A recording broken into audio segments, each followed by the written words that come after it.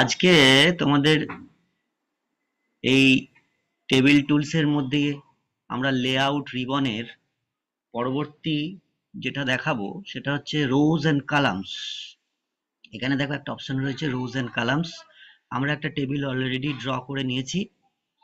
এখন এখানে লক্ষ্য করে দেখো এখানে অনেকগুলো অপশন রয়েছে, ডিলিট আছে, insert above, insert below, insert left and insert right. তো এখানে আমরা কি করব? প্রথমে দেখো ডিলিট, ডিলিট অপশনে গেলে দেখো চারটে আমাদের অপশন দেখাচ্ছে, delete cell, delete column, delete row and delete table. প্রথমে দেখো ডিলিট সেল, তাহলে ডিলিট সেল মানে হচ্ছে যে কোনো একটা সেলকে আমি ডিলিট করতে চাইছি। ধরো আমি এই মাঝে একটা সেল, এই ডিলিট সেল করছি। এবার এখানে লক্ষ্য করে দেখো ডিলিট সেলে কি কি চাইছে, shift cell left, shift cell up, delete entire row, delete entire column. তাহলে আমরা যদি শিফট সেল লেফট করি, দেখো এই দেখো এই দিক থেকে শিফট হয়ে গিয়ে এইদিকে আমাদের একটা এই রো এর অন্তর্গত একটা কলাম কিন্তু আমাদের একটা সেল কিন্তু আমাদের ডিলিট হয়ে গেছে।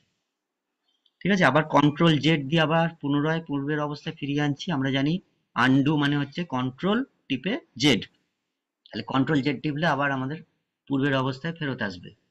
কন্ট্রোল প্লাস জেড, তাহলে আমরা আগের অবস্থায় আবার ফেরত পেলাম কন্ট্রোল প্লাস জেড টিপে কিবোর্ড থেকে। এবার দেখো ডিলিট সেল, আমরা এখানে এই অপশনে এখানে গিয়ে ডিলিট সেল করতে চাইছি, একই রকম ডিলিট এন্টায়ার রো চাইছে, দেখতে পাচ্ছ, ডিলিট এন্টায়ার কলাম চাইছে, করতে পারি। আমরা বুঝবো কি করে? তাহলে তার আগে আমরা এখানে একটা কিছু লিখে নিই, তাহলে আমরা বুঝতে পারবো। ধরলাম নেম লিখলাম, অ্যাড্রেস লিখলাম। এবার ধরো আমি প্রথম রোটা কি ডিলিট করতে চাইছি, তাহলে ডিলিট রো করতে পারি। আবার আবার ডিলিট সেলে গিয়ে ডিলিট এন্টায়ার রো করতে পারি। তাহলে এখানে ডিলিট এন্টায়ার রো করলে দেখো প্রথম রোটা চলে গেল, ডিলিট হয়ে গেল। আবার ধরো এখানে আমি নেম লিখলাম, এবার আমি ডিলিটে গিয়ে ডিলিট রো ডাইরেক্ট করতে পারি, তাহলে প্রথম রোটা চলে যাবে। তাহলে এখানেও আরো কিছু লিখে রাখি, বেশ, এখানে আরো কিছু লিখে রাখলাম, এখানে আরো কিছু লিখে রাখলাম, তাহলে দেখি যায় কিনা। ডিলিটে গিয়ে ডিলিট রো টিপলাম, হ্যাঁ চলে গেল। কোনো একটা কালামকে ডিলিট করতে যদি চাই, তাহলে ফার্স্ট কালামে আমি কিছু লিখলাম, এখানে লিখলাম, পেজ ডাউন দিলে আমাদের পরেরতে আসবে, পেজ ডাউন যে সুইচটা আছে কিবোর্ডে নিচে আসবে, আবার পেজ ডাউন দিয়ে নিচে এলাম, দিয়ে লিখলাম। এবার ধরো আমি ফার্স্ট কালামটাকে আমি ডিলিট করতে চাইছি, তাহলে এই ফার্স্ট কালামে যে কোনো জায়গায় কার্সারটা রেখে ডিলিট অপশনে গিয়ে ডিলিট কালাম করে দিলে আমার সেই কালামটা ডিলিট হয়ে যাবে। তাহলে এটা হয়ে গেল ডিলিট কালাম। আর যদি আমরা পুরো টেবিলটাকে ডিলিট করতে চাই, তাহলে টেবিলের মধ্যে যে কোনো জায়গায় কার্সারটা রেখে ডিলিট টেবিল করলে টেবিলটাই ডিলিট হয়ে যাবে। তাহলে এখানে টোটাল টেবিলটাই ডিলিট হয়ে গেল। বেশ, আবার তাহলে একটা টেবিল ইনসার্ট করি, ইনসার্ট করলাম, লেআউট অপশনে গেলাম, তাহলে এখানে দেখো ডিলিট অপশনে সব আমরা শিখে গেলাম। এবার লক্ষ্য করে দেখো insert above, insert below, insert left, insert right, এগুলো রো কলাম আমরা ইনসার্ট করতে চাইছি, অর্থাৎ আরো কিছু রো কলাম আমি ঢোকাতে চাইছি। ধরো আমি এখানে কিছু একটা লিখে ফেলেছি, ধরো এখানে আমি একটা কারো রোল নাম্বার লিখেছি 1, তার নাম লিখেছি এস রয়, তার অ্যাড্রেস লিখেছি কিছু একটা, ঠিক আছে, তার ফোন নাম্বার লিখেছি এখানে কিছু একটা।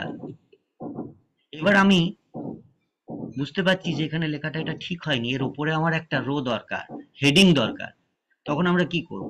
এখানে আমরা যে কোনো জায়গায় একটা কার্সারটা রেখে ইনসার্ট অ্যাবাভ করলাম, ইনসার্ট অ্যাবাভটা যেই ক্লিক করলাম দেখো উপরে একটা রো তৈরি হয়ে গেল। তাহলে এখানে আমি এবার লিখে নিতে পারবো roll number, name, address, phone number ইত্যাদি। তাহলে এটা হলো ইনসার্ট অ্যাবাভ। এবার হয়তো দেখা গেল যে এই ফার্স্ট রোটা যেটা করেছি এরপরে এই লেখাটা চলে এসছে 2 নম্বর রোতে, কিন্তু আমরা এখানে মাঝে একটা আরেকটা রো আমরা ইনসার্ট করতে চাইছি, তাহলে কার্সারটা আমরা এখানে রাখবো, দিয়ে ইনসার্ট বিলো করব। তাহলে ইনসার্ট বিলো করলে এর নিচে একটা রো তৈরি হবে। ঠিক আছে? হ্যাঁ, ক্লিক করলাম, দেখো নিচে একটা রো তৈরি হয়ে গেল, অর্থাৎ মাঝে একটা গ্যাপ তৈরি হয়ে গেল। এটা হলো ইনসার্ট বিলো। এবার ধরো কোনো কারণে আমরা ভুল করেছি, এই কালামটার আগে একটা কালাম করতে হবে, যেটাতে হয়তো আমি ফাদার্স নেম লিখবো, তাহলে অ্যাড্রেসের আগে আমি ফাদার্স নেম লিখবো। তাহলে এই কালামটাকে আমরা সিলেক্ট করলাম, কালামটাকে এইভাবেও সিলেক্ট করা যায় এইখানে ক্লিক করে। ঠিক আছে? তাহলে এবার ইনসার্ট লেফট, তাহলে এর আগে লেফটে একটা ইনসার্ট হবে, তাহলে ইনসার্ট লেফট। দেখো এখানে একটা আমার কলাম তৈরি হলো, যেখানে আমি ফাদার্স নেম লিখলাম। আবার হয়তো আমার মনে হলো ঠিক আছে, আমরা ফাদার্স নেম লিখেছি, এখানে আমি একটা মাদার্স নেম লিখবো। ঠিক আছে? এর পাশে একটা মাদার্স নেম লিখবো। তাহলে মাদার্স নেম লেখার জন্য এর রাইট সাইডে মানে ডান দিকে আমাকে একটা কলম ইনসার্ট করতে হবে। তাহলে এখানে আমি কার্সারটা রেখে বা এখানে এটাকে সিলেক্ট করে ইনসার্ট রাইট করে দিলাম, তাহলে তার রাইট সাইডে আমাদের দেখো আর একটা কলাম ফ্রি হয়ে গেল। তাহলে এখান থেকে আমরা কি শিখলাম? রোজ অ্যান্ড কলামস ডিলিট করা, ইনসার্ট করা, ইনসার্ট অ্যাবাভ মানে উপরের দিকে যদি কোনো রো ইনসার্ট করতে হয়, ইনসার্ট বিলো মানে নিচে কোনো রো ইনসার্ট করতে হয়, ইনসার্ট লেফট অর্থাৎ কোনো একটা কালাম যদি ইনসার্ট করতে হয় বাঁ দিকে, আর ইনসার্ট রাইট কোনো একটা কালাম যদি ডান দিকে ইনসার্ট করতে হয় বা ঢোকাতে হয়। তাহলে এই কটা আমরা আজকে রোজ অ্যান্ড কলামসে শিখলাম।